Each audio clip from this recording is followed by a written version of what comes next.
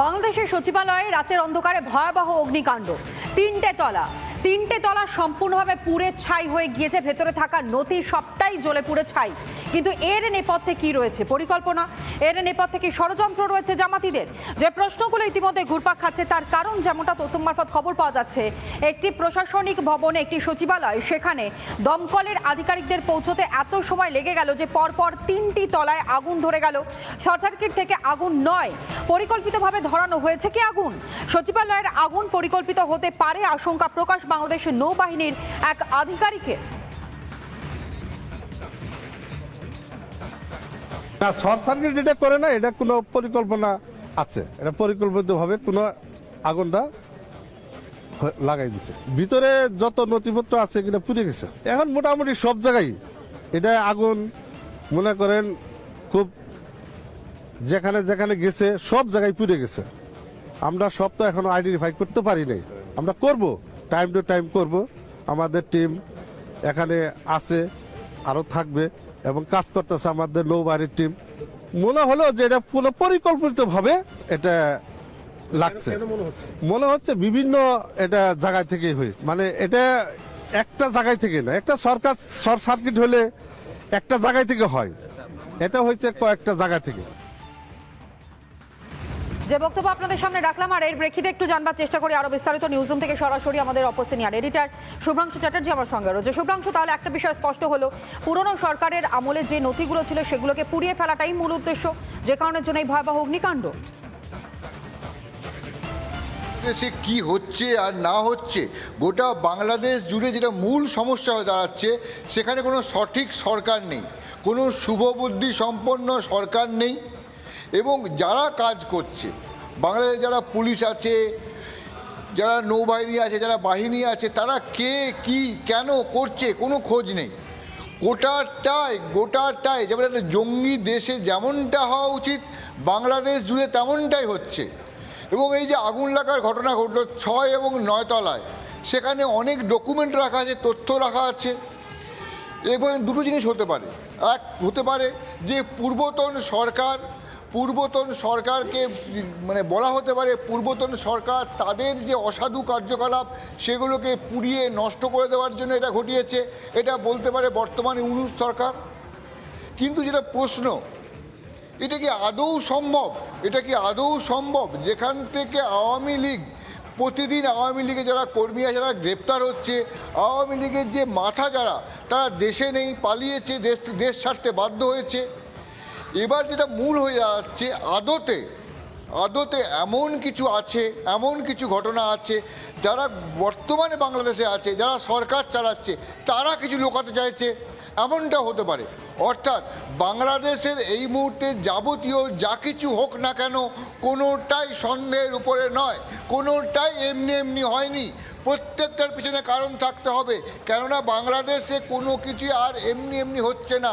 সব কিছুর পিছনেই একটা জঙ্গি মস্তিষ্ক কাজ করছে, একটা জেহাদিস্তান গড়ার পরিকল্পনা কাজ করছে। বাংলাদেশে যেভাবে বলা হয় সেই দেশ, এই দেশে এতদিন লোকে বলছিল খালি হিন্দুদের মারছে, এটা বড়দিনে খ্রিস্টানদেরও মারছে। মানে সংখ্যাগুরু মানুষ যারা আছে তাদের মধ্যে একটা বিশাল অঙ্ক তারা নিজেদের জঙ্গি মনে করে, এবং জঙ্গি মনোভাব থেকে জেহাদিস্তান গড়ার পরিকল্পনা থেকে একের পর এক ঘটনা ঘটাতে পারে। এবং সেই জায়গায় দাঁড়িয়ে এই যে আগুন লাগা এবং আগুন ধরা এবং যে ঘটনাগুলোর সচিবালয়ে আগুন, সের পিছনে নিশ্চয়ই কোনো কারণ আছে। আমি বারবার যেটা বলছি, এমনি কিছু নয়। যেটা বললেন নৌবাহিনীর একজন অধিকর্তা যে এমনি হয়নি, এর পিছনে কোনো কারণ থাকতে পারে। তিনি মানে আসলে কী হয়েছে বলুন তো, বাংলাদেশে গোটা বিষয়টাই একটা গোলমেলে হজবরল একটা দেশে পরিণত হয়েছে। সেই জন্য বাংলাদেশে একের পর এক এই ঘটনা ঘটছে এবং এটা ঘটতেও থাকবে যতদিন না বাংলাদেশের মানুষ নিজেদের সঠিক সরকার চয়ন করে এবং নিজেদের যে বাঙালি রূপে নিজেদের ভাবতো, কোনো একটি ধর্মের মানুষ নয়, বাঙালি, ততদিন বাংলাদেশ জুড়ে এইরকম ঘটনা ঘটতে থাকবে। তনয়া, একদমই তাই, ধন্যবাদ জানাই শুভ্রাংশু।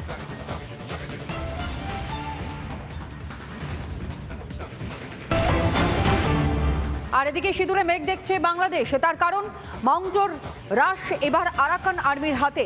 মাউন্ডো দখল হতেই মাথায় হাত পড়েছে বাংলাদেশের, কারণ মাউন্ডো দখল হয়ে যাওয়ার সঙ্গে সঙ্গে একটা আশঙ্কা ছিল যে চট্টগ্রাম তাহলে কি এবার বেদখল হওয়ার পথে।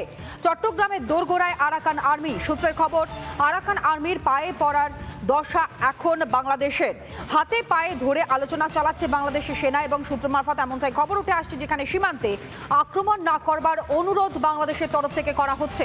রোহিঙ্গাদের ফিরিয়ে নেওয়ার অনুরোধ করা হচ্ছে বাংলাদেশের পক্ষ থেকে, এমনটাই খবর এই মুহূর্তে সামনে উঠে আসছে। আরও একবার জানাই, এই আরাকান আর্মিরা তারা যেভাবে দ্রুত বিভিন্ন জায়গা নিজেদের কবজায় নিতে শুরু করে দিয়েছে, জুন্টা বাহিনী তারা ক্রমাগত দুর্বল হয়ে পড়ছে এবং এই সুযোগ কোনোভাবে যদি হাতছাড়া হয় তাহলে হয়তো বড় বিপদ নেমে আসতে পারে বাংলাদেশের।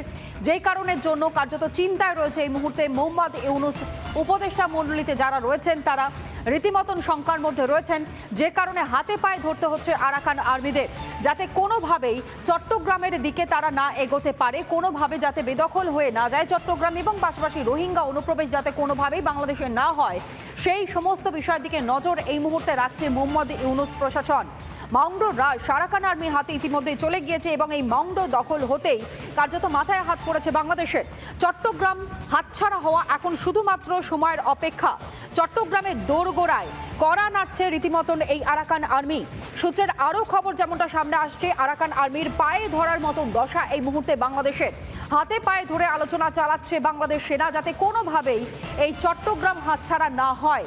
আরাকান আর্মি পোস্ট করা ভিডিও ইতিমধ্যে ভাইরাল হয়ে গিয়েছে, আপনারা দেখতেই পাচ্ছেন যেভাবে আরাকান আর্মি বিভিন্ন জায়গায় নিজেদের দখল নিচ্ছে, বিভিন্ন জায়গা যেভাবে নিজেদের দখল নিয়ে কার্যত ধীরে ধীরে বাংলাদেশের চট্টগ্রামের দিকে এগিয়ে আসছে। যে কোনো মুহূর্তে চট্টগ্রাম নিজেদের দখলে নিতে পারে এই আরাকান আর্মি, যেই আশঙ্কা থেকে কার্যত বাংলাদেশের প্রশাসন তারা হাতে পায়ে ধরার মতন পরিস্থিতি তাদের কাছে হয়ে দাঁড়িয়েছে। এই আরাকান আর্মির কাছে হাতে পায়ে ধরে তারা নিজেদের দেশের অখণ্ডতা বজায় রাখতে চাইছে এবং যাতে নিজেদের দেশের জনসংখ্যা দ্রুত বেড়ে না যায়, যাতে এই রোহিঙ্গারা অনুপ্রবেশ না করে, সেই বিষয়টার দিকেও কিন্তু বিশেষভাবে নজর দিতে শুরু করে দিয়েছে ইউনূস প্রশাসন। নিউজরুম থেকে এই মুহূর্তে সহকর্মী কিশলা আমাদের সঙ্গে রয়েছে। কিশলায়, একটা বিষয় নিয়ে আমরা কথা বলছিলাম যে আরাকান আর্মির দ্রুত যেভাবে তারা বিভিন্ন এলাকা দখলে নিচ্ছে, জুন্টা বাহিনী তারা ক্রমাগত দুর্বল হয়ে পড়ছে, আর তারই মাঝে তথ্য সামনে আসছে যে এবার বাংলাদেশও কার্যত সিঁদুরে মেঘ দেখছে, কারণ চট্টগ্রাম যে কোনো মুহূর্তে হাতছাড়া হতে পারে, আরাকান আর্মির দখলে যেতে পারে। একেবারেই বাংলাদেশের বিদেশ উপদেষ্টা এর আগে বলেছিলেন যে আমরা আরাকান আর্মির সঙ্গে কথা বলবো না, কারণ আরাকান আর্মি নাকি রাষ্ট্রীয় কোনো শক্তি নয়। এবার তাদেরই পায়ে ধরছে বাংলাদেশ সেনা, এমনটাই উঠে আসছে। এই মুহূর্তে ম্যাপটা দেখাচ্ছি, সেই ম্যাপে দেখা যাচ্ছে এটা হচ্ছে চট্টগ্রাম তনয়া। সেই চট্টগ্রামের ঠিক নিচে এখানে যদি দেখো স্পষ্টভাবে লেখা রয়েছে মাউন্ডো। এই মাউন্ডো শহর এবং চট্টগ্রামের বর্ডার কতটা কাছাকাছি যদি দেখো বোঝো, তাহলে দেখা যাবে মাউন্ডো চলে গিয়েছে আরাকান আর্মির দখলে। এখান থেকে আর 2 কদম এগোলেই এই বাংলাদেশ বর্ডার, তারপরেই কক্সবাজার এবং চট্টগ্রাম। অর্থাৎ বাংলাদেশ রীতিমতো ভয় থরথর করে কাঁপছে যে এই জায়গায় যদি ঢুকতে আরম্ভ করে আরাকান আর্মি এই মাউন্ডো শহরের দিক থেকে বাংলাদেশে, অর্থাৎ আরো উত্তর দিকে, তাহলে কিন্তু গোটা এলাকা দখলে চলে যাবে। এবং সেখানে দাঁড়িয়ে বাংলাদেশ সেনা এই মুহূর্তে হাতে পায়ে ধরছে আরাকান আর্মির, বলছে দাদা আপনারা আমাদের আক্রমণ করবেন না, আমাদের বর্ডারটাকে ছেড়ে দিন, আমাদের এখানে প্রচুর রোহিঙ্গা এসে গেছে, আপনারা প্লিজ সেই রোহিঙ্গাদের ফেরত নিয়ে নিন, আমরা তো নিজেরাই খেতে পাই না, এদেরকে কি খেতে দেবো দাদা। এমনটাই খবর উঠে আসছে সূত্র মারফত যে বাংলাদেশ সেনা ইউনূস প্রশাসনের ইউনূসের অনুরোধে, ইউনূসও তো একই অবস্থায় রয়েছেন, কারণ তিনিও জানেন বাংলাদেশের কিচ্ছু নেই। সেখানে দাঁড়িয়ে ইউনূসের কথায় বাংলাদেশ সেনা এই মুহূর্তে এই গোটা অঞ্চল জুড়ে আরাকান আর্মির সঙ্গে কথা বলছে, যাতে তারা মাউন্ডো শহর থেকে বাংলাদেশের দিকে না এগোয় এবং যাতে এই গোটা এলাকাটা সুরক্ষিত থাকে। তারই সঙ্গে সঙ্গে তারা অনুরোধ করছে যে প্লিজ আপনারা রোহিঙ্গাদের ফেরত নিয়ে নিন, আমরা এদের খেতে দিতে পারছি না। তনয়া, একদমই তাই। নিজের দেশের যা শোচনীয় অবস্থা, তারই মধ্যে যদি রোহিঙ্গা প্রবেশ হয় তাহলে পরে এই দেশের যে কি অবস্থা হবে সেটা অন্ততপক্ষে আন্দাজ করতে পারছে হয়তো এই মুহূর্তে এই মোহাম্মদ ইউনূস প্রশাসন, যে কারণের জন্য তারা সিঁদুরে মেঘ দেখছে, ভয় পাচ্ছে। আপাতত ধন্যবাদ জানাই কিশলা।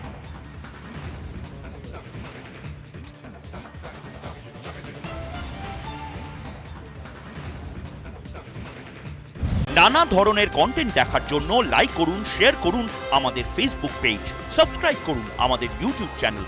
পাশাপাশি অন্যান্য ব্রেকিং নিউজের জন্য অবশ্যই চোখ রাখুন রিপাবলিক বাংলায়।